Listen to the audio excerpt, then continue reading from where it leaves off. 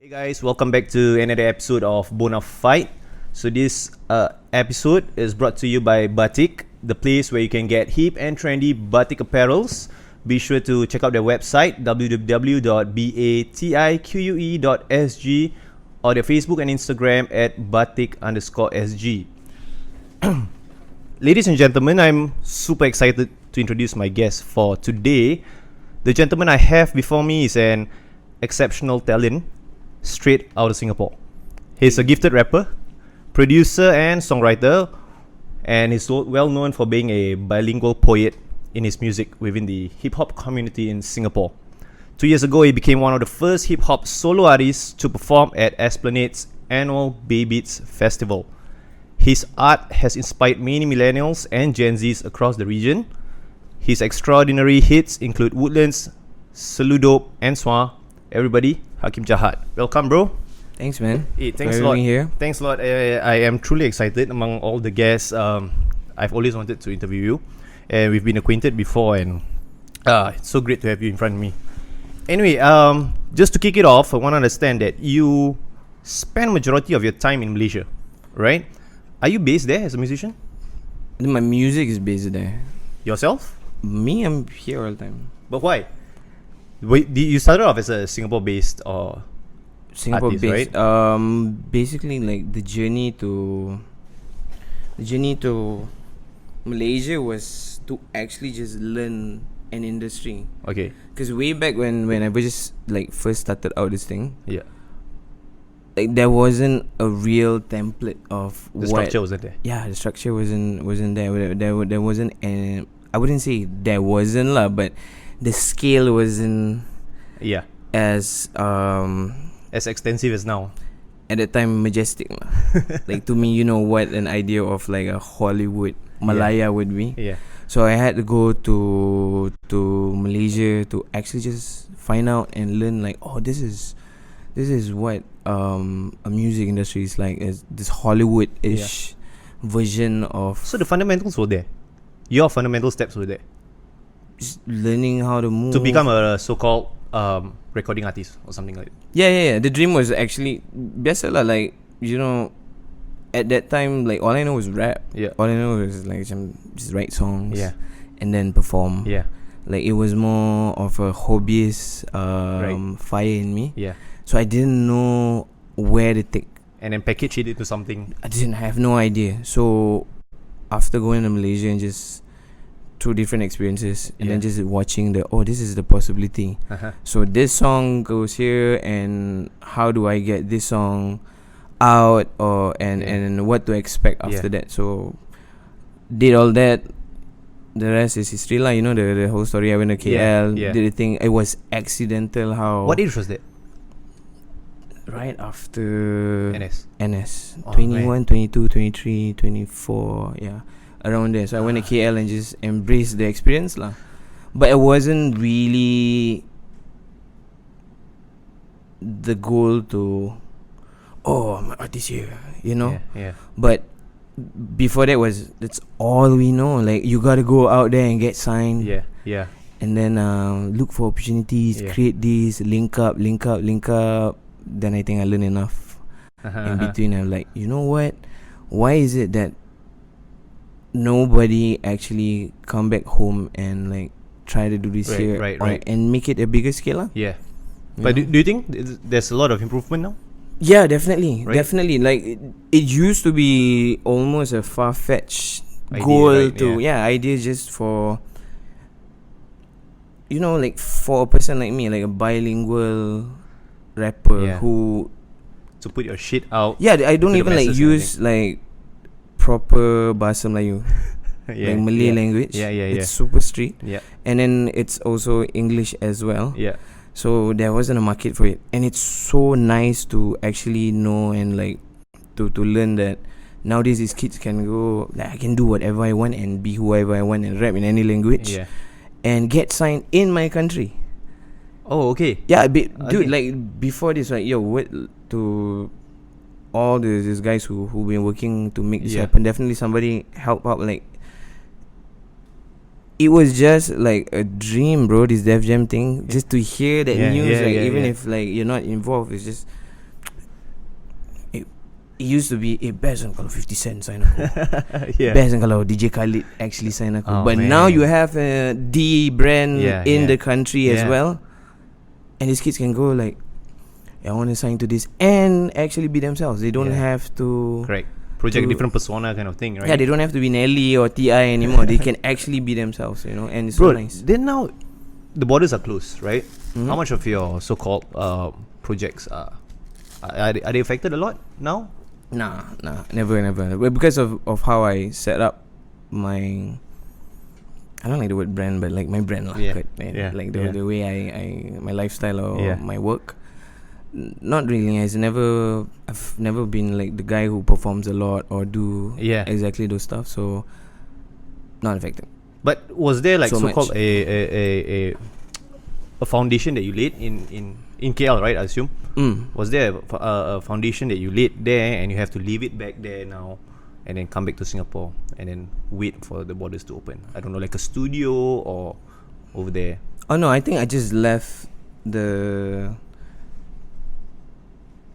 presence aja lah. Like it's just performing for the listeners over there lah, the fans over there. I think that's the only thing. Give me a second.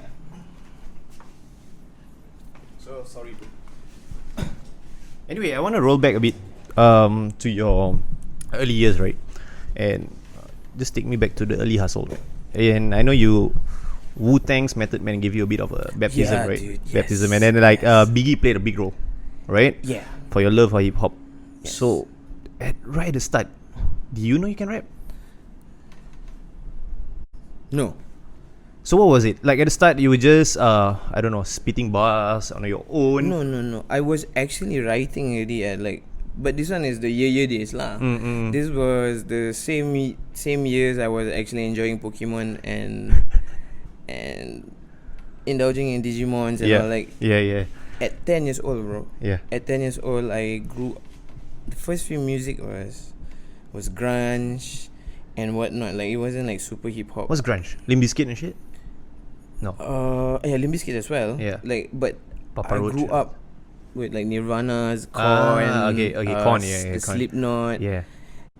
I think the closest thing to rap was like Rage Against the Machine lah. Yeah. But like I was already trying to write those like Blink-182 punk rock songs. Yeah. I've always been a punk rock fan. Yeah. You know, I like how they write like love songs and also at that So your fascination, your early fascination was with poems. just writing actually comic books, bro. I wrote comic books first. I used to be the guy who write comic books in school, bro. My classmates in primary school can vouch for that. I used to be the guy who just like draw a book and then they would queue up and like, hey, Dabis, have you like finished the story? Yeah. I said, wait, give me another And they'll 3 period. and they'll read it. They read it and then they'll talk about it like, hey, you should do it and suggest. Then I'm like, no, none of your ideas are going to be used because there is no like impactful storytelling already. Yeah. You know, so I learned how to always curve the thing. Yeah. So my earlier days was actually just drawing ugly ass comic books for my classmates lah to read. From what you told me earlier, it's still something in your mind, right? Comics. Yes, always were super fascinated by comics, bro. So Graphic you novels. grew up a lot with comics. Yeah. Oh man. The Doraemon ones, the Ujang, the Anak Sidik, all the way to the DC stuff. So even the Malay ones. Yeah. Anak Sidik, bro. Yeah, That's Anak Sidik, the Miss fucking Bun, primary school shit, bro. They bro. have like one of the best storytellings, bro. Like Is it? storytelling curve, bro. Best gila. And the best thing about like, I've never like talked about this. This is so nice. Yeah. The best thing about Anak Sidik actually helped me establish myself as a writer, as Akeem Jahat, because of Which character? as a whole, Yeah. as a whole, As a gang lah, as one whole as a bunch family. of them. Yeah. You know, the dad, Yeah. So you actually start off with the first issue of how the dad is a juara of like badminton kat Malaysia. Yeah. And over the years, so I keep buying those like the cheap ass store lah. Your library have it? School library? No. Mine had, bro. No. Wow, I don't know what school you Yeah. go to, bro. I wish I had all the stuff. To think about it, I grew up around people who don't like me reading comics as well. They think it was a waste of time. So back to the Anak Sidik thing. Over the years, the characters actually grow up. Yeah. There was an development of the characters, Yeah, right? they actually address like mini episodes about macam Stantu. Yeah. then Katan, you know, like Kena Sunat, yeah. and then Ali Bale, Wet Dreams and all. So over the years the characters grew up. So that taught me how to, if you listen to my music, if you listen to my earlier days, you can actually see the age and the ignorance at every year that I write or release songs. So your age was just nice that it coincided with like so-called the milestones in your life with the CD comic, right? CD comic, yeah. Oh man. CD comic, Doraemon comics in Malay. They were? Yeah, dude. Yes. But it wasn't the dubbing cerita je. They had Malaysian release lah, I believe, right? I assume. Yeah, they printed in bahasa Melayu lah, bahasa Malaysia lah. But it's bahasa pasar lah, right? Like market kind of like. Market is like super street. And nice. Shinchan, yeah bro, Shinchan. best though. Like I cannot watch Shinchan in English or Japanese because like they came up with their own style. So these were all my influences on top of like the P. Ramlees and also I was very lucky to be exposed to all this stuff lah. It helped me out to shape how I write and how I see things. Yeah, now I understand a bit more. Like, you know, your passion seems to be primarily first it's the writing, right? Yeah, then the comic explains it. It's another way to write now. Then let's go a bit forward, right? When did things get a little more serious when you were, you know, pursuing this whole thing? And then was there a crossroad, like, you know, whereby you know you had to choose music as a profession and music as a passion? I think it's always been passionate. Yeah. Like I've always been passionate, like about writing. Yeah. And the power of words and how, you know, they're saying like words can move mountains. Right. That shit's sexy lah. They like, do, bro. Just look at all the big figures in the world today. Yeah. Villains or not, like, you know, Hitler, you know, the things Einstein can say, the late Lee Kuan Yew. Yeah. Just words je yang can affect so many people. Oh, right now Kanye West. This guy can say anything and it will affect everyone, you know. The and mad genius. Yeah, but maybe his one is in the context of like Twitter. But I think if you look at it also, like Twitter can be poetry also, bro. Is it? Yeah, because at the end of the day, the currency of writing is still emotions. Yeah. You know, and as long as your statements or the things you write can affect you resonate with somebody, right? Yeah, resonate with somebody in any way. Yeah. That shit work, Yeah. You know, so and it blows up. You know, it gets the kind of reach that it needs. Crazy how just words can just change somebody's mood. A good morning and morning. Yeah. Intonation of it. Yeah. It's so. To me, I overuse this lah. I have a definition of it. Sexy lah. Like how life is based on just interpretations of words. Yeah. So I'm really passionate about writing. So that thing is a part of me. I think it's a curse and a gift lah. Yeah. It does hurt, you know, to indulge in this stuff. Yeah. But as an the artist, I never wanted to be an artist. The crossroad. What I'm saying is that, in the sense that when you treat it as passion, it will always be your so-called your side hustle, right? But when you treat it as profession, then it should be your primary hustle. You know, your main thing. You were talking about like just living life lah. And correct. So was there a crossroad? You'd be like thinking, never mind, no, I'll just get an 8 to 5 job, you know, some shit outside, and then after that I'll just write music on the side, and then the other crossroad would be like, damn it, bro, I just gotta find my way, and then figure out how to make my money on this. Of course. The goal was like my mom has always been supportive on one side of if I do music. Okay. To be a producer and songwriter.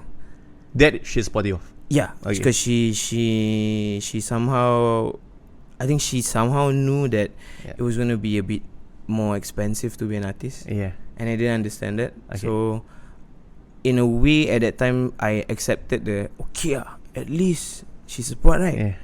I'll just take what I can. So the goal was to actually be a producer songwriter je. Only. Okay. You know, and just write for people and live a very private life and just make my money off something I really like. But then I kept sending out the songs to people, you know, and it was at that time where nobody else was doing the whole bilingual thing. I see. So a lot of rejection. Oh, this is too English. This is too Malay. Yeah. This is not language. This is harsh. You had this kind of criticism? All the time. Oh, okay. At that time, not like at that time lah, because it was the radio TV era. I So see. the radio TV era was really strict lah, and I know my place also lah. To me is, but at the same time there is this the Gale side, the stubborn me where y'all don't know what you're talking about lah. Y'all really don't know what you're talking about. The ego. Yeah. Like I'm already like poor at that time, but still the ego is I'm just gonna push this thing. So I couldn't find an artist to actually become the vessel to all this writing. Yeah. This could have been the alternate universe. Somebody else would have been my Milli Vanilli, bro. Bro, this should be in a comic, bro. Yeah. I'm not gonna expose too much of this stuff. So I told myself, you know what, I'll just do it myself. Then with all this, right, what was the strategy at a young age? To so-called get yourself equipped with the relevant knowledge to eventually become you had so much rejections, right? So I believe rejection after rejection after rejection, we as humans, if we don't give up, we develop a new strategy, Yes. So what was the strategy? The strategy was as a human being, and always for somebody to always get a no, right? Yeah. Not everybody get to survive that. Yeah. And I realized, like, because I like this so much, and because of how I wanted to make music I wanted to hear. Okay. First also. Yeah. I weaponize that bitterness, that anger and all, and go like, if they're not gonna do it for me, then I'll just do it myself. I'll figure it out. So I slowly turned the whole thing into this very nice thing now that I live with. Is like, I try not to depend on people at all. So I don't have to be an artist, or artist like as in like art person who have to depend on at the mercy of others right? Or like a third person, to an agent or a label, television, but this is not out of like, I don't like your right. It's about all our surviving lah, right? Yeah. So it becomes a thing where it does not affect me anymore. Like that after the establishment of like Akeem Jahat as a name, people go like, why don't you do this? Why you don't do this? They project what an idea of success should be. You should do this type of songs, or you should dress this way. And it's super numb for me now to like, but I came up without all that, do this, do that. That harassment of like what they think success should be, and it's always coming from people who don't do the same thing. But that was blowing onto you back then when you were younger. Still, actually now, bro, like people still go like, you should do this, you shouldn't do this. But the time when the truth is, everything I have done, most of it, with support of people also. I'm not gonna like exile them out of the story lah. With their efforts as well. And I have to hate my whole movement myself in here, and they just follow the plan. Thank God at those times.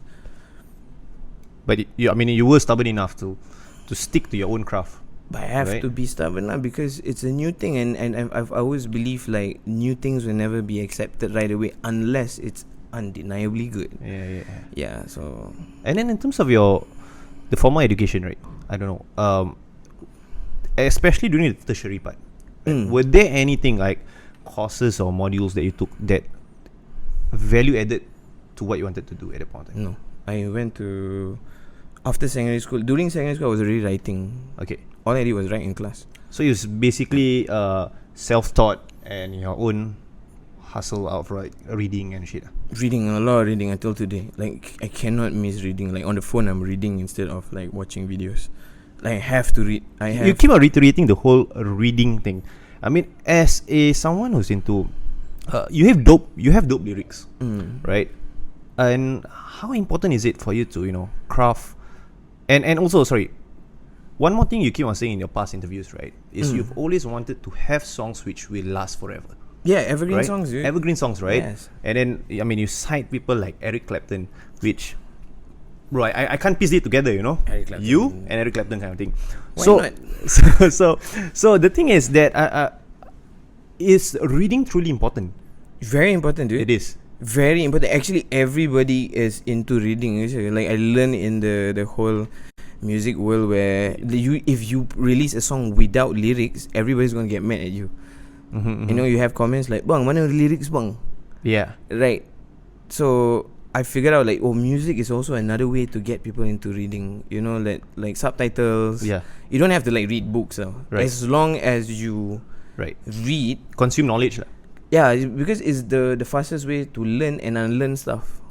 Okay. You know, and have different perspectives, train your imagination, and it's scientifically proven, religiously proven also that if you don't want to be senile, Right. you need to Right. feed your mind with proper stuff, information, or just learn things lah.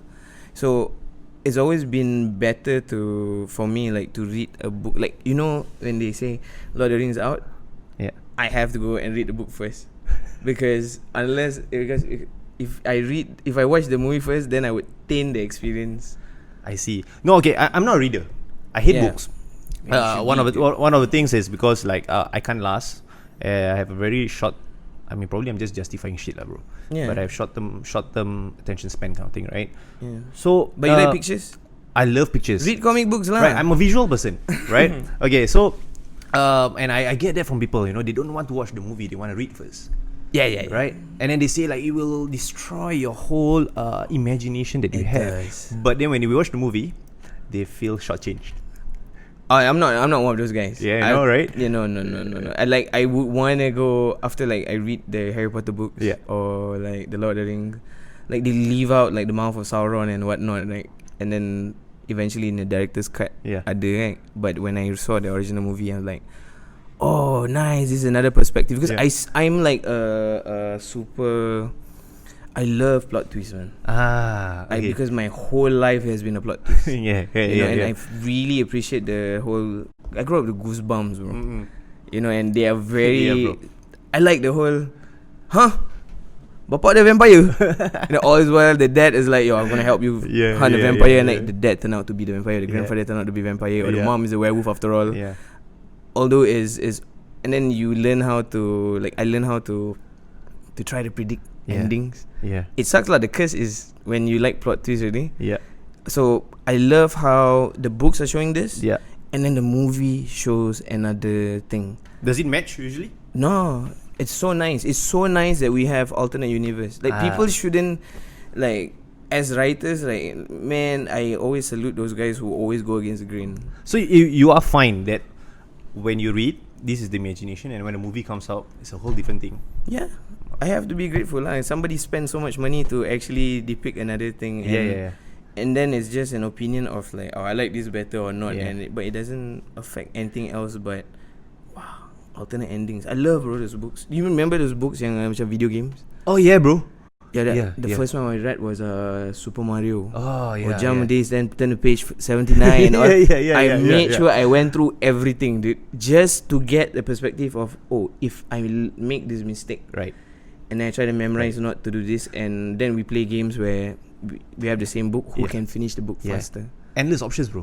Yeah, You just go left, right, back, front, back to the front, and all thing, right? So I learned how to write that in my songs as well. Nice. You know, and the difference is, a book is like, I don't know, average of 300 pages, but the difference is you have 3 minutes to come up with an audiobook and keep people captivated. The challenge. So it has always been very interesting to do all this difficult stuff. Yeah. You know, I like to write difficult things, but at the same time, close the gap and not make people suffer the what is he saying after all. You know, it's just like how the bars I write. Yep. The oxymoron of like simply complex stuff. Nice. I like those stuff, and I, from those stories about reading, right? So when I read the fantasy books, Yep. I can correlate to my real life. Oh, this is like a kias, like a okay, depiction of this. Yeah, Every writer goes through that, right? Yeah. So when I write my songs, is that lah. So the thing that I've always wanted to do is close the gap. Everything I want to do is close the gap. So the result that I have, and to me is an award lah, is, you know how people always feel like intelligence is something very important. Yes. And like it can be measured. Yes. The songs, the bars are for both like the guys who are not so smart, so to say, like in society standard, bridging the intellectual gap lah. Yeah, right. People come together and actually understand the that one line, like all I need is bread, macam roti canai kosong. Yeah. And then you have person A, low SES, high SES, whatever, exactly, right? And they all get it. Yeah. And everybody feels like, oh fuck, we all get it. Yeah. Like I've always wanted to write stuff like that. Oh, nice. And it's very important to make people to, you know, not feel alone. Yeah. Somebody, you know, like how you had your comics, now your songs is what is probably like, you know, the bolster for some people, you know. Yes. That they can relate to. Yeah, but I think with the comic I can go wild lah, compared to, because it's not a real person kind. But in the song it's still correct. There is the we can blame you for this, and I always have to explain myself. So it's one of your big songs, Woodlands, right? You kind of put it on the map, especially in this region, right? What was it like growing up in Woodlands? How was it? Man, like the truth is I over glorify Woodlands lah. Yeah. But all through my eyes lah. Yeah. It's just that growing up in Woodlands is everything. It made me who I am for since what, like 7 years old. Then like 8 years old all the way to today lah. Okay. I still go back to Woodlands from time to time. Yeah. Because my family is there even if I'm not in Woodlands. So I learned every single thing, dude, over there. The whole of Sludo is my whole life in Woodlands, bro. Right. Like everybody thinks it's a complex listing of songs, but all I do is rap about my favorite drink, my favorite girl, Gua Love Minas. I rap about my favorite neighborhood. Yeah. Just things I know lah. Yeah. But in a manner where it's so complex. Like I think it comes from like how much I appreciate where I'm from lah. So a lot of it, like growing up, you know, friends, I mean, whatever education you got, street education, and then the circle, social, and all of it. All of Woodlands. it. Most of it. Fundamentals, yeah, because of it. we were me and my friends, like most of my friends were so poor, like we couldn't go out of like di town je, like just to go to like the Orchard Road, bro. And we like pat our pockets like, how much you have? Lu ada berapa? What, the $2? Couldn't even afford like fare card, bro, at that time semua. And EasyLink and whatnot. And the card, bro, is the card.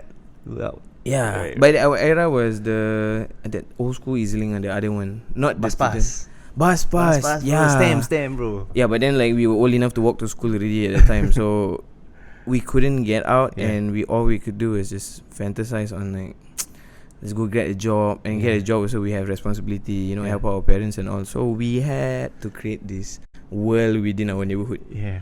You know, the whole you know that budak-budak yang still going on, bro. Budak-budak yang ambil parts of motor and letak kat basikal. We were one of those kids. Pio. Bro, Pio is my time, bro. Pio was the bike, bro. Like I was contemplating whether to get Pio. I'm too heavy now for that bike. But that used to be the girlfriend, bro. To have a Pio is like having a busa, bro. Yeah, bro. Yeah. At that age, chick bro. magnet, bro. Yeah, man. Yeah. One end of Woodlands to the other, just the other end with the Pio, and just zoom here, zoom there. Sacok Go buy food and shit, bro. Sacok The whole our whole lifetime was just trying to look cool lah in the neighborhood, you know, conquer the whole land. Yeah, but growing up Woodlands definitely helped me in my development of my identity, you know, and also because I grew up in like very naive years of watching the Nellies, T.I. and all that. So taksub lah kan, like I have to dress in Nike and all. Right. But being in my neighborhood got me in touch with who we are. So when I write the song, it was to actually celebrate. It is to actually celebrate the fact that we have we don't have to sing New York. Right. We don't have to sing other people's anthem. Really. I even came up with like merchandise like Woodlands hats and everything, bro. Yeah. I mean the homage that you paid to Woodlands, right, was so crazy that I saw one of your live shows, right, and I rarely see a Singaporean artist who have their songs sung by the audience, by the spectator. And you had one. I can't remember. I think it was like 3 years ago. You were in black. It was all black. Everybody. There was this. That was Shah Alam, bro. Oh man, bro, Shah Alam. And then you had a whole army of people reciting your song. How was that, bro? How was the feeling? Goosebumps. Big head lah. Goosebumps. More than that, dude, it was scary, dude, to me, because of how a lot of things was going on in my head. Like, I had so much like past transgression. One of the things that went into my head was years ago when I started this thing. I used to present my song to like just Singaporean song, and there was just one Singaporean who said like, Woodlands. In Malay lah, he said like, you write a song called Woodlands, like these Malaysians are gonna get it ke? You know, are they gonna understand? And then years later at Shah Alam, especially when Woodlands dropped, and you actually see Malaysians singing Woodlands, like it's crazy, bro. Mind blown. I was mind blown. I didn't have to perform, bro. I hung my mic. I know. I saw it, bro, and it's crazy. I mean, it's quite scary lah. It was just from YouTube, and I was having goosebumps. I was. Oh, imagine what I was going Precisely. through. Yeah. Honestly, I mean, anak Melayu buat like that, right? I was so proud of it, bro. Really proud of that moment. I mean, that whole thing encapsulated a lot of things for me. And then like, how long from the point that you released Woodlands until you had that kind of, you know, masses? A lot of work lah to get there lah.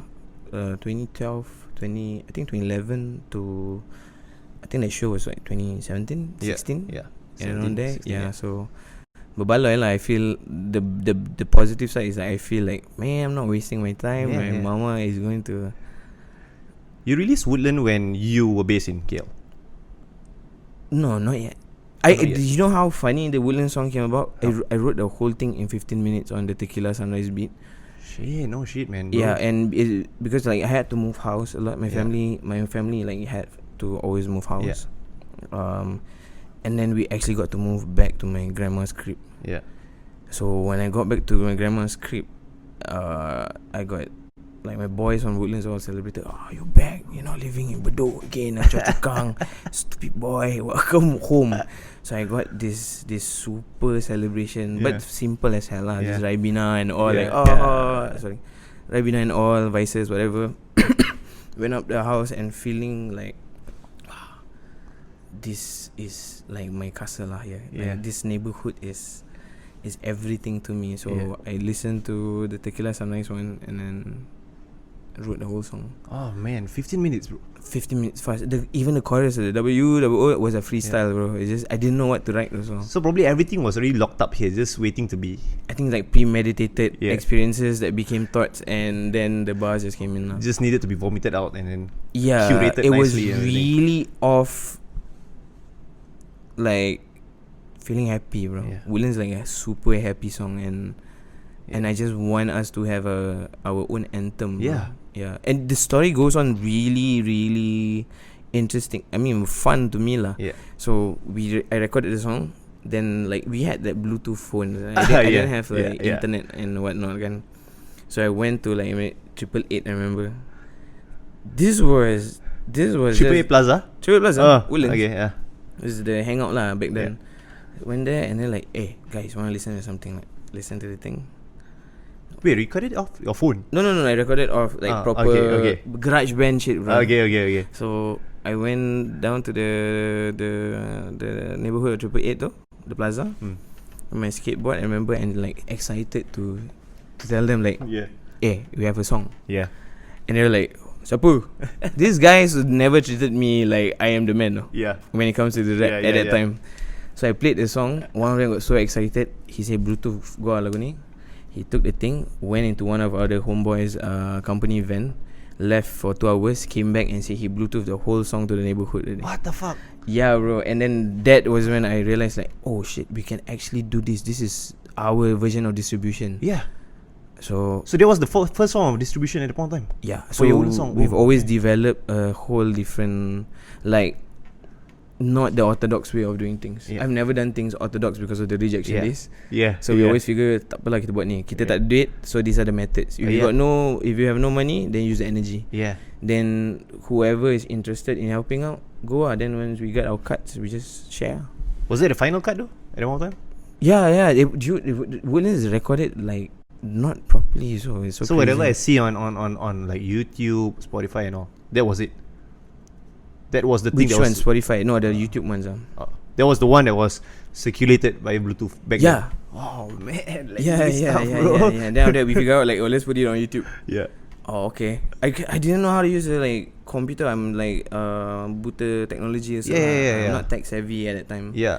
Even now, so I'm just learning so many things because I'm so used to the physical experience. Yeah. Looking at people's reaction and like, oh shit, Yeah. you genuinely like the song. Yeah. Okay. I really like. But you gotta adapt now, lah, right? Of course, also, but yeah, I also, I think I have to also lah. But I would still want to do the things that I like also. Talking about the things that you do, like this kind of like very unorthodox distribution of your music, and then you see like the more commercialized rappers in Singapore, Shiga, Lion City Boy, Faris Jabba, Young Raja, and all, right? And then, I've always likened your identity of your career to something that is a bit more underground, right? And then, like, did you actually map out your musical career to be as such? Yes. That was the goal, like, Yes, I've always wanted to do whatever I want to do, Yeah. whenever I want to do it, Yeah. because of one thing. I went to KL and like hung out with artists, other artists. I realized there's another side of the moon Yeah. that they do not talk about, because when everybody talks about being an artist, is always the stardom shows, Yeah. the whole red carpet, Right. the dress up well, Bling bling and sponsorship, shit, yeah. all this. Yeah, Yeah. that's how old school you are, bro. Bling bling. Yeah, the whole Yeah. overzealous lifestyle. Yeah. People always think is that, but Yeah. the whole mental capacity that we have to deal with, the whole experience of like being depressed Yeah. and all that, I knew that was going to come to me at a certain level. So I had to make sure I can be in a position where I can blame myself if anything goes wrong, Yeah. or I know how to get out of it. So that's why like I never Right. So you're in full control of have everything. to lah, because my perspective is like people look at life as a projection from their parents kan. Yeah. I still look at life as I'm gonna die anyways, dude. Like maybe the crazy part, like I think people think I'm crazy because of how people look at like, that pressure of the biro, kau jual batik ni kan, kau kena ingat tu demografi, Yeah, right. this demografi, tak boleh gini kan, reality in check. But the reality is, take away all this shit, cut off all the water in the world, it's just food, water, shelter. Lu boleh fight ke tak boleh fight? Yeah. Kan? Yeah. So now that we have the privilege of sofas, microphone, podcast, this is not a real job in the survival world, but this has become a Evolved. Yeah. we are such an evolved human being that we forget to put ourselves out from the whole I don't need much after all. Yeah. So I've never not be in tune with that side of me. I see. T-shirt is a t-shirt, a throne is a seat, Yeah. a car is a vehicle, Yeah. a bicycle is a vehicle. Right. So You don't attach all this to these things. yes, because of the years I grew up being The like lessons not, lah, the life not lessons, having anything. Yeah. So I realized like I'm never gonna have anything, although I have things. Yeah. Like all this shit is not gonna matter. Yeah. Like I've seen, bro, like people before they made it, they play FIFA and then they make it, they still play FIFA, bro.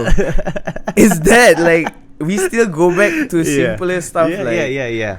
I mean, because these are fundamental things that make you happy, right? Back then, like, to this whole content, I think, necessities, like, not really happy, but content, content, and the other thing, like, that how I look at the whole life and my career, whatever I want to do, is like, we live in an era of like people try to steer away from the experience they're supposed to have. Yeah. People always tell you like you gotta be happy. Yeah. Don't be sad. Don't be Yeah. angry. When you're supposed to have everything, if you take like anger out, Yeah.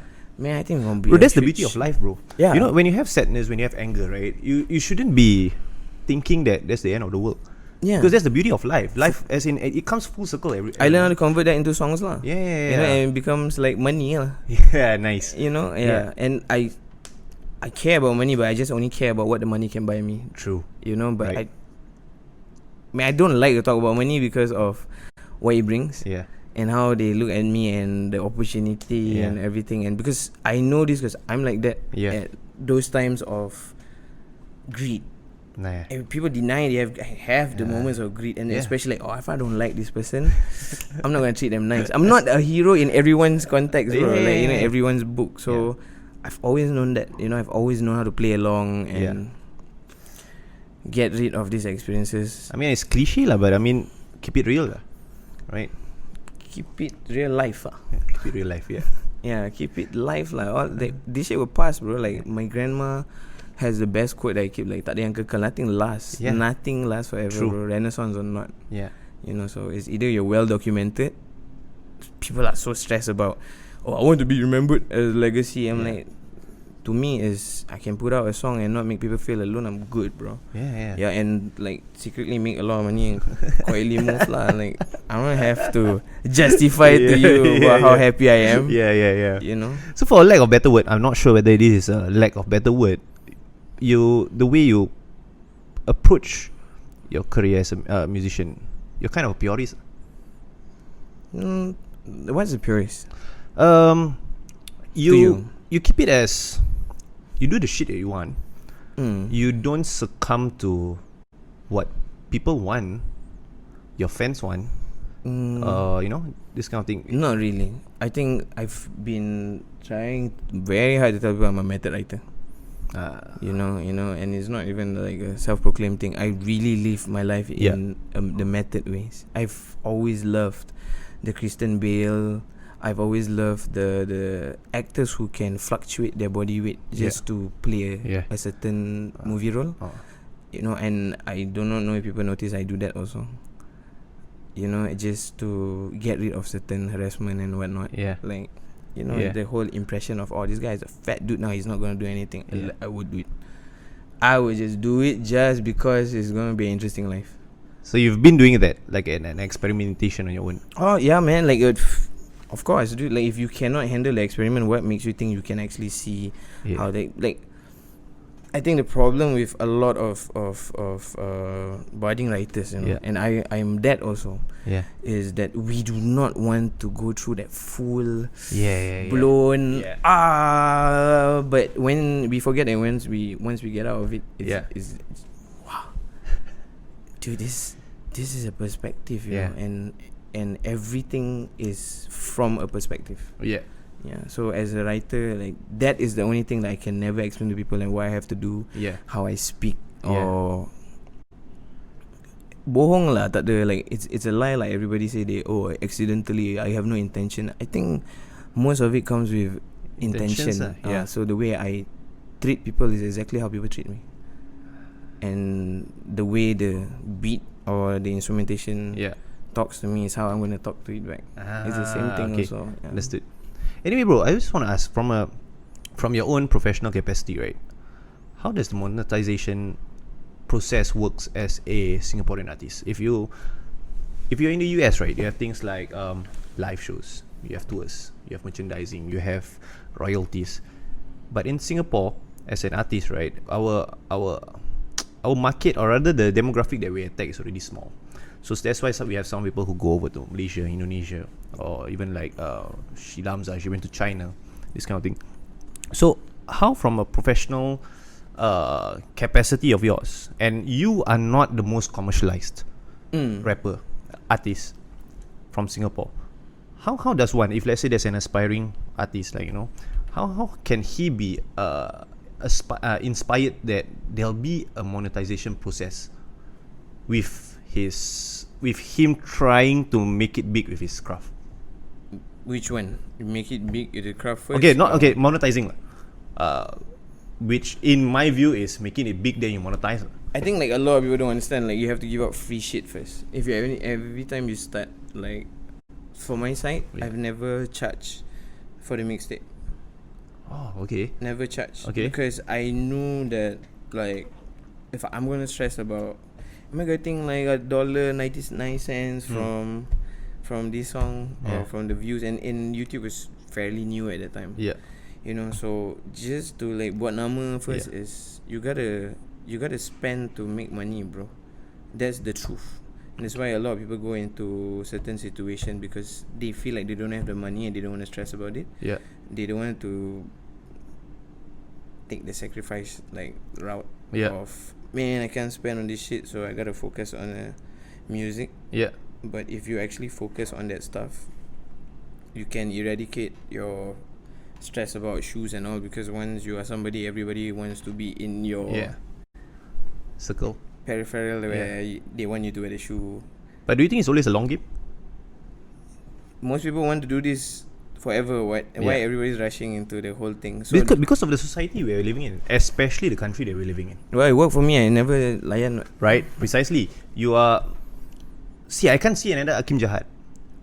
Oh, that is thanks, right? man. Yeah, I can't see another Akeem Jahat. Whatever I see, it's either these artists they drop out of the pipeline or they go commercial. Either way is the whole point is to get the money. Like to me is the money. I am trying to refrain from telling you how I do it lah. No, I'm not. No, because there are so many aspiring artists now, right? And then the reason for my question is this: there are talented individuals, and then when you see them hitting like the late 20s, 30s, right? They drop their art, they drop their craft, and then they go get a job, and then that was a thing of the past. Hence why they set up lah. Like I think one thing is people see the whole, oh, this guy does this, but they don't see that I have to sacrifice private life.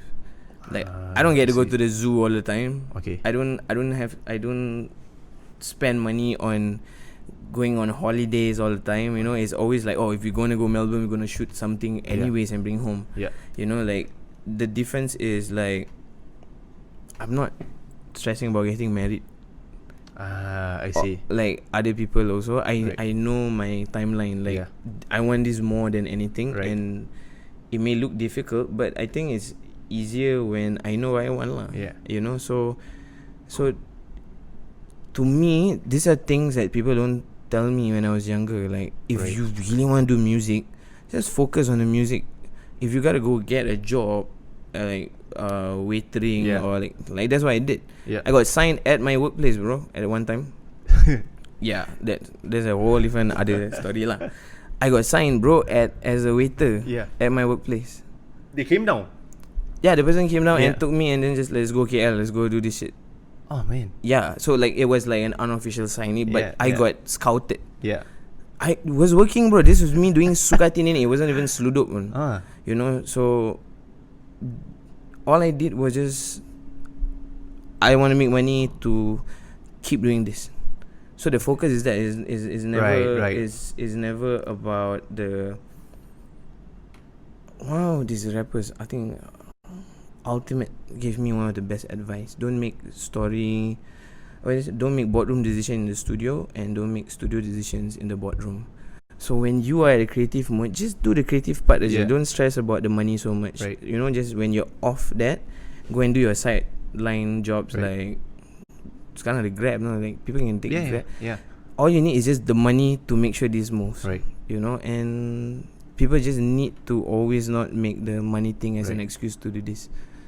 Because it worked out for so many people yang susah pun. You know, if your mind is at like $3,000 just to make a t-shirt, you'll never make the t-shirt. If you want to make a t-shirt, bro, ada t-shirt tak pakai. Like you have t-shirts, plain t-shirts that's laying around. You take the t-shirt, you go and stitch your own stuff. Because you have to execute the idea for people to go, wow. You know, like same as the Bluetooth thing. Nobody knows the story of like I put the CDs and go on people's car, and then slowly we sell those CDs. There are so many ways to make money. It's not really the job. When if you want $30,000, then go figure out how to make $30,000 lah. So what I get is that you're saying that opportunities are plenty. It's Plenty. Have to create your own luck. right. Just gotta think outside the box. Realign on whatever you feel you need in life. Yeah, and If also it's music, then pursue it all out. of music lah. Yeah. You know, and everything has to revolve around that lah. Yeah. So don't malu lah. Also, like people are so ashamed to I say here. need to have to do this thing. Like I've been doing this full time, dude. Like I've never had a job ever since Sludop. Like this is my job lah. Yeah. But I had to work hard so I have a fun, interesting job. You know. Yeah. Nice. And then a lot of creatives, they move over to Malaysia, right? In search of greener pastures and all. How different is the structure, the system, and everything else in the music industry as compared to in Singapore? Like the support, the system, the structure, the everything for music artists, for them to ply their trade there as compared to Singapore. I mean, you've there been in is both a points. real industry there lah. Okay. There is, like I told you, like the Hollywood version of what we think an industry is lah. Yeah. You know, there are awards to look forward to. Mm-hmm. There are real like shows that you know, and Singapore, and also because of how the nation is built lah. Yeah. We as Singaporean, we are not really so the irony is like now everyone in all these big companies are going like, we need creatives. Yeah, but you need creatives just to Right. you're not trying to hire an imaginator. Yeah. You're not trying to hire a person who does seni like art. Yeah. You just want somebody who looks like they do art, but of your idea of that's art what? Yeah. You know those corporate guys who business creative lah. You gotta be business minded kind of. So creative. if it's not money, it's not art. Yeah. So we have art here, like, but it's the art of making money. Ni. Everyone around, like most people around me, and that's why I don't hang out with people, is because of the 1 minute we're talking about this world of like, you know, you make art without making money. Yeah. Right? And that's how you actually make expensive art. Yeah. Eventually. Yeah. You know, so before we even get to the executing of this art, so how much can we make from this? And it's like, dollars and cents, bro. why are you stressing over this? We haven't inject the value of why this should be 30 or 70k or 80k piece later art, in a piece of art. Then you're already like, wow, rugi if we do this. Yeah. I'm like, what? Like, it's a So that stifles a lot of creatives in Singapore. It stifles a lot of and the stress of like CPF. Yeah. You know, and it's not a wrong thing. But like the CPF route is what it is lah. I'm not against it or what, but if you don't want to take that route, there is another way to go. It's just the pressure from the people around you, the peer pressure of I think it's joining a gang is not as worse as joining a ship as identity. But ideology, bro, of being scared of what, afraid of, am I not going to make it? Or Singapore, so many guys, bro, like it's so annoying. Singapore, you know lah, cannot make. Everyone settle with the excuse. But no one wants to push this new perspective. Change the game. And it's tiring lah to listen to all this all the time, you know. And we can actually start our industry, and that's what Malaysia has, you know. And you see, this is the crazy part, like, and everyone says like there's no market here. There is. How many? What's the population of Singapore? 5, 6. That's a demographic, bro. Yeah. You know, if you can get 1 million of them already, It's a good start. Yeah, like you drag the thing here already lah. Like I even haven't figured out how to get everybody to, you know, like wow, $1 per person is $1 million. Like if people don't look at calculation that easy, and then they go like, oh, easy for you to say. Nah, dude, you just don't want to do it. That's all. So. But so far, the infrastructure in Malaysia has, it allows you to flourish. Because of how there is stardom now. There is like they celebrate artists there. Here is I can still take the train and people still like Yeah. you know Yeah. I what I'm saying is that I actually kind of like coming back to Singapore because I get to be a human being. How is it in Malaysia then? Really? Yeah. Game, Yeah. It gets it's half of it is like best I'm recognized, but half of it is Tiring. yeah, there are moods, bro. There are moods, and especially as a deep thinker, like sometimes I'm disturbed by Triggered. but it's not their fault. It's not their fault. Yeah. I should be, grateful also and like happy about it. But it's different lah. It's different. Over there is really they celebrate artists like artists. They pay you like artists, or at least treat you like artists lah. Yeah. You actually feel like an artist in comparison to Here. and in Singapore. And plus people can see you all the time here, bro. Yeah. So it's not really like it's not special lah. Then Singaporeans are just malu ego lah to show that they like you or whatever. It's I don't know. It's just an idea of being an artist here lah. Talking about the whole setup in Singapore, right? And then bring you to the hip hop ecosystem in Singapore. You know, we have so many shit, bro. In the past, I mean, I grew up with these kind of things: dance, b-boy, DJing, Four beatbox. elements lah. Yeah, and then like rap, music. How much do you think have you progressed? Because personally, I feel that what year was it? Probably when I was in my teens. It kind of exploded, the whole hip hop thing. There were like dance competitions in Cathay, and then there were like b-boy competitions, rap, freestyle battle and all. But it started to plateau, go down. Now it's going up a bit. So how do you think was the progress for the whole ecosystem, the hip hop one? I think the earlier days, like I think we're the same batch, Yeah. of like when we indulged in the hip hop thing. Yeah. The earlier days was like we didn't have identity, Okay. so. And then it was the EDM era of like the Tayo Cruz, like a star and all. That's when I got so angry, like what? But I also like the songs. It's just that, but my favorite part of hip hop lyrics, like it wasn't there. Yeah. And then people were all figuring out, like everyone was rapping in English. Remember not? Yeah. Even I tried to pursue a career of like as an English rapper. Yeah. So the reality wasn't there lah. Yeah. And now, like I say, like it's so nice to see the progress of it's no longer a far-fetched idea that people can get signed here. Right. Yeah, so the ecosystem definitely changed, and it's not what it used to be, and it should not be what it used to be. So you're saying that I mean granted over time there should be progress. Yes. Right? And then like but we're not hearing I'm hearing lesser of it. Like of what?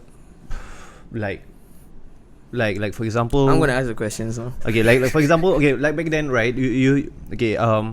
There's no prolific dance crews that it's out right now. Like last time, you have SFB. Yeah. You have like Lash. You have and then you have rappers like Halifike. Oh You have those kind of names, Sleek. Yeah. And then but now for example for like DJ, Rattle was big. Yes. Koflo was big. Yes. These were names. Prolific Right. figures. And people who were targeted, the demographic that was targeted, we know this. But now, okay, maybe I'm old, or maybe because I'm 30, and then I'm not listening. But these names are not out, or whoever that's assuming the mental right now, their names are not out. So personally, I'm a bit out of touch with the hip hop scene right now. So, like I said is the hip hop ecosystem is it going because down? at that time when we enjoyed it, what was your age? What was my age? Yeah.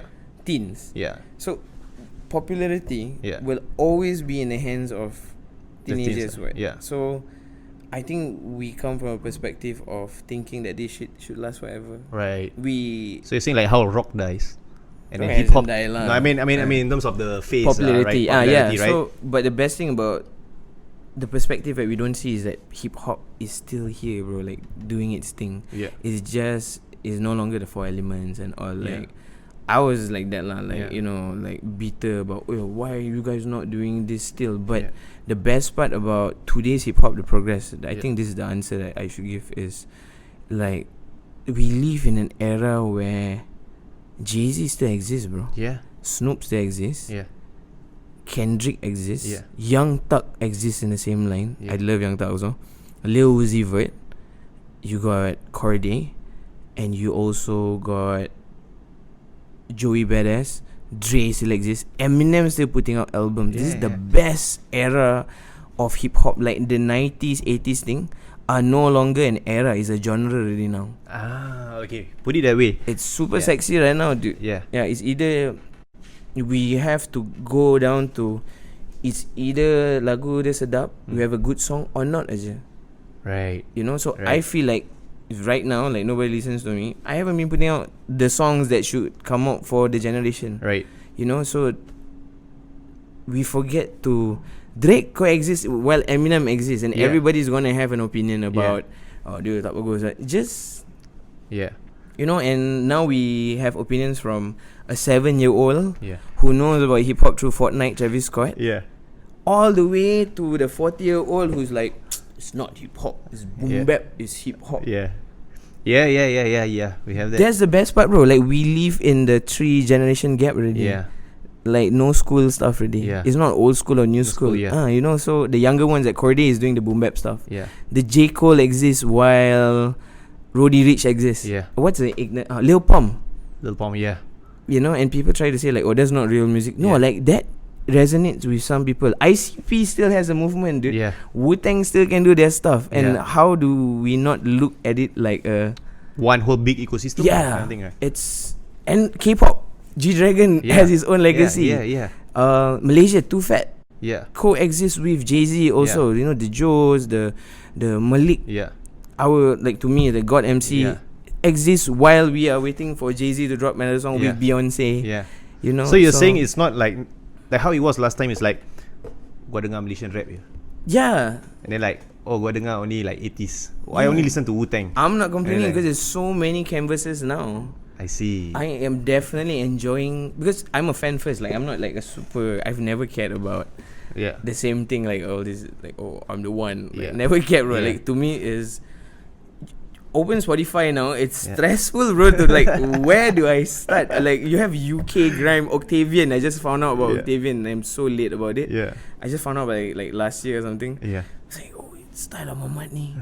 You know, the first time I heard Skepta was too late for me apparently. Like kita dah dengar lama. Like okay, but it's okay. I just go home and like I'm on the phone always learning. Like dude, back then like Nas just dropped an album. Is it? The King's Disease. Ah. See you, Bro, like, I'm out of touch, bro. ignorant. Really. dude. It's fucking ignorant, bro. Super ignorant. It's no, and it's still relevant, dude. It's super relevant.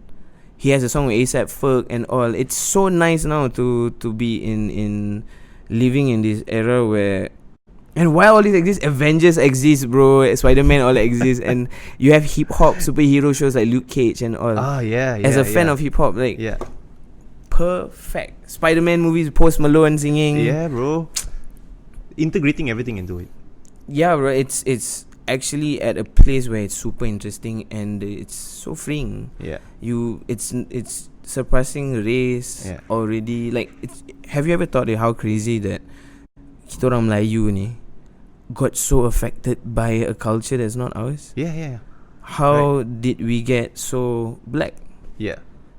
It messes with me all the time though. Yeah. Like, how am I given the entitlement to move a certain way naturally? Like, how can I just groove the same way? Like, I sometimes question myself, like, what am I doing? Like, am I this person? Yeah. And he has become this. Akeem Jahat is hip hop and also this guy from the among the streets. Yeah. So sometimes I sit down and like trying to keep in touch with myself, like, yo, this is it's almost Halloween party, bro. Every day. Yeah. I don't even wear the songkok all anymore. It's so, bro. Talking about, I know you draw a lot of inspiration, or rather, you're quite a big fan of GD, right? And I love you. I think GD is a genius, super. right? So now I want to talk a bit about K-pop, or rather Korean, right? Okay. the thing that I have is that this Nusantara, right? Yes, sir. And especially in Singapore, right? We used to be a center of the arts. How we had like Shaw with P. Ramlee, Eskandar Risman, Yes, all sir. these big names, right? We produce art like nobody business. P. Ramlee was in acting with like Japanese. Yeah. And then people are making songs with outside countries. And then Winning it world just- awards. Yeah, and then it just slowly dissipated out. And then Singapore becomes the gap. And then you see Malaysia flourish, Indonesia flourish, but not as a whole, individually. And then you see at K-pop, like what, 2 decades ago, the fundamentals that they were doing, I'm not sure what it was because I didn't read much. And then now it becomes a global thing without them compromising on their own culture. Yes, they do adopt hip hop shit. They turn it into their own. They close the gap lah. Right, like how you've been trying to do in terms of your rap. So what do you think that the whole Nusantara can actually... Okay, I am of the opinion that the whole of Nusantara, there can be this N-pop shit, N-drama shit, which can be like, you know... N-pop, okay. Yeah, right, Nusantara shit. I mean, I want to say Malay, but, you know, Nusantara sounds more, Understood. you know, Yeah, sexy Nusantara. kind of shit. So, you know, this N-pop thing, it can be watched by somebody in Brooklyn, bro. Exactly. Right, but Yeah. like that's the thing. Like, I just want to find out what do you think about all this? Like, I you know, the think K-pop. I believe like the K-drama. K-pop one, I read about how the government funded it. Oh, it was government-driven thing. It's still a government thing for tourism. It's to, I think is because they have this stigma of like when people say Korea, there is also another Korea, Yeah, South and Yeah. North and South. Yeah. Right? So the government backing is everything. It like K-pop isn't just an artist wanna be artist, bro. It's actually a national agenda, bro. okay. If you look at it that Okay. way, like how it's being celebrated, like Andalusia of Yes. stardom, Yeah. and to a point where they took over like the Mama Awards, I think, Yeah. and it became a K-pop event Yes. because of how it was funded by. To me lah, like if your government got your back, Yeah. you military lah in everything you do. Endless, bro. Yeah, so to hit that level, we need that superpower support lah. I see. Even like it's like America also, like super government support. Like you see these guys like actually going to the White House and being invited and Yeah. performing for Yeah. like inauguration and Yeah, whatnot yeah, and all. yeah. So it starts with the events, bro. And why we have a small mind, because we have a small depiction of what we are here. Alright. And like things just stop at a certain thing. And nobody pushes the agenda of like, oh, I want to be in MTV. Like, you know why I never release the album? Wait. Why should I release an album when I cannot have a album of the year punya competition? Yeah. Right. Why should right. I like? And Right. that's the ignorant side of why I don't release the album. Yeah. Is that I release the album and then so what? Like, What entails lah? yeah, Nothing so, entails. yeah. Do you know he has an album?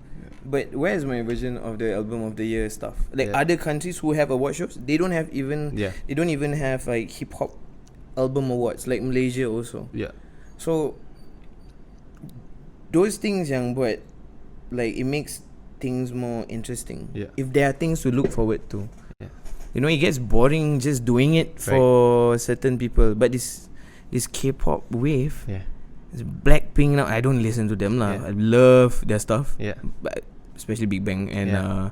Girls' Generation. Ah. Best lah. That era was Yeah, for yeah, me it lah. was. It was.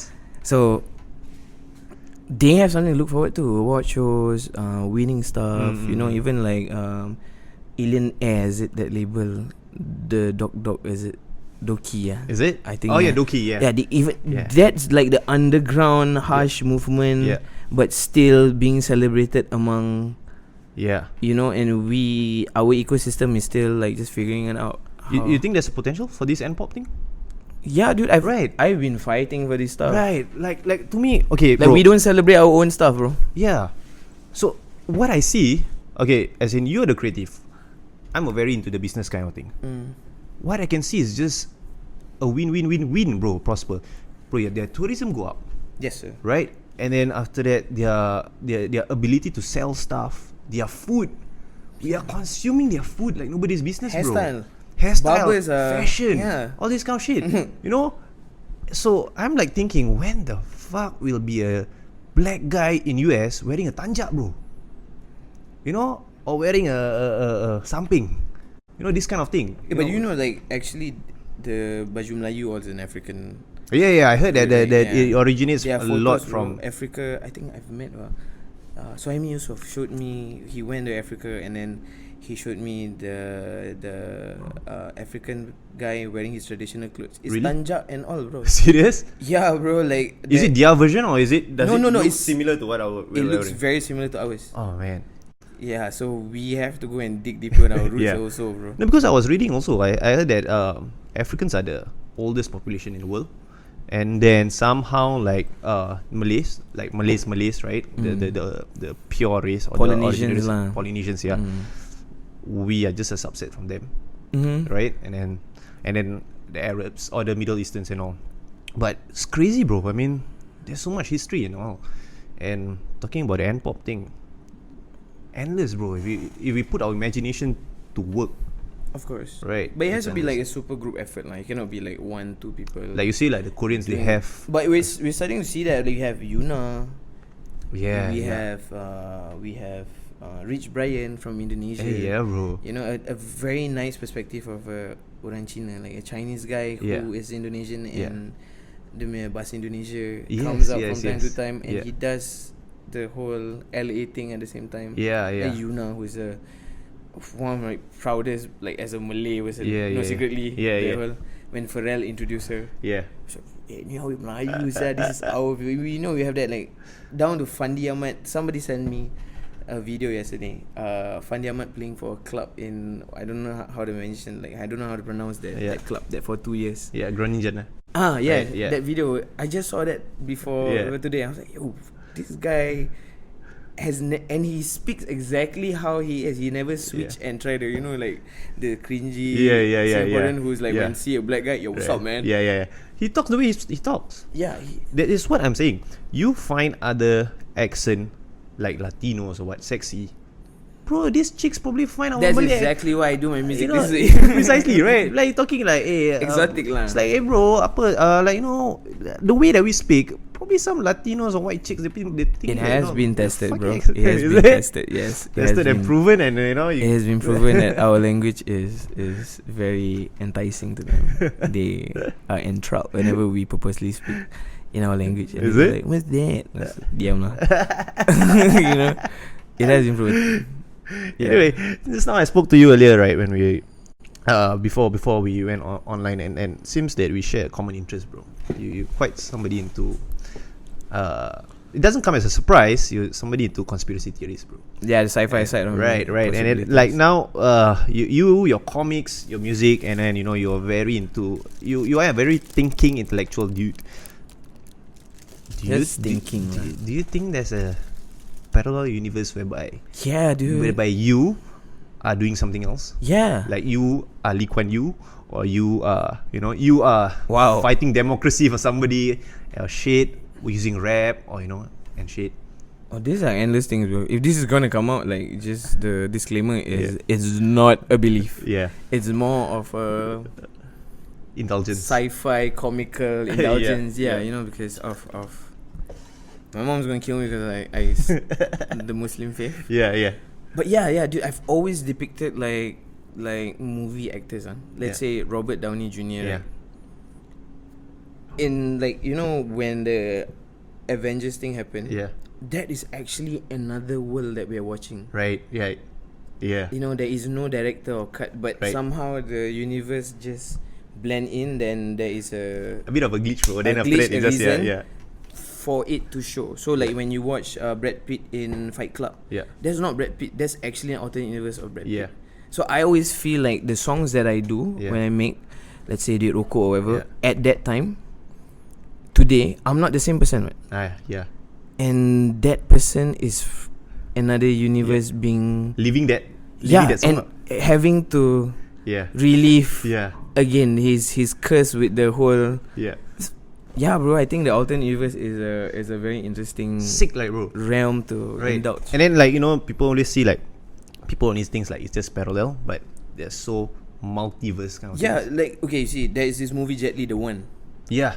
I love that shit, bro. That With one it was with a rapper, right? Or no, that one was DMX was a Cradle it to was- the Grave oh, or okay. something, or Romeo Must Die. But this one is the one Yeah. where he had to go to other universe versions and kill so he gets stronger. Yeah. But then in Melayu also punya peribahasa, and it's proven as the I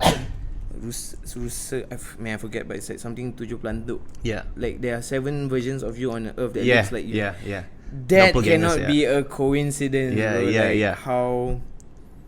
How they it seems like the design of human is also ada template and replicated. Yeah. In a way where right. this is a version of Akeem Jahat lah. Yeah. You know, but different opportunities. Yeah. You know, Right. I do indulge in this. Yeah. You know, like I think Spider-Man actually exists in an alternate universe. Right. Like real Spider-Man. Yeah, it's not impossible, bro. Is it not? Even my comics is of alternate universes, bro. Yeah. Like it's based on 7 chakras. Oh. Yeah, so you have all the different chakras, yeah. and one of the universe is this. All right. So you're also a hoodie. Yeah. Like we living in one universe of a comic book. Yeah. Wow. Yeah. So the Mobin hoodies is divided by 7 worlds. What are the conspiracies that you're into at the moment? What you mean? Like No, because of the hate. I mean, I would love to talk about Pizzagate. You know about Pizzagate? no. Oh man, bro, but that's too political shit. Yeah, I don't want to go banned by YouTube and shit. I mean, like there's things like, yeah. I mean, fuck it lah, bro. We talk about it offline. Yeah. Right. Anyway, Another show, correct? Anyway, I don't have much to ask you anymore. But before we end off, I was thinking that maybe you have any plugs for yourself, any anything you want to promote, or for however much viewers that I do have. Inshallah, it'll be more by the time this shows. No, I don't know. You good? I'm good. Your But like, music at least? just like I'm only on Instagram. I got off like social media. Yeah. Before I delete my Instagram, it's Akeem AKEM_JAHAT. Right. You know, I'm trying to get away from that, and like Do you have your own Spotify? yes, I do. Yeah, right. Yeah, You you can guys, look check for it me out, there. bro. And guys, you gotta check it out and just check this guy's talent out on YouTube and all, bro. And especially that Woodlands video where he was performing live and goosebumps and shit. Anyway, before I sign off, I have a gift for you. Oh, Right, this is I know you are a fan of Batique. you just Yeah. knew that actually. Sorry? You just knew that. Yeah. Yo. Right, this is for you, bro. Oh, I Lord. hope you like it, and whenever you have the chance, then wait. And with that, I'm gonna end it off, bro. Let's have another stick in the wherever we did have ours, and thank you very much, Kim. Thank you. It's been a very much. pleasure, brother. It's fun. Assalamualaikum. You know, I would do it again. Waalaikumsalam.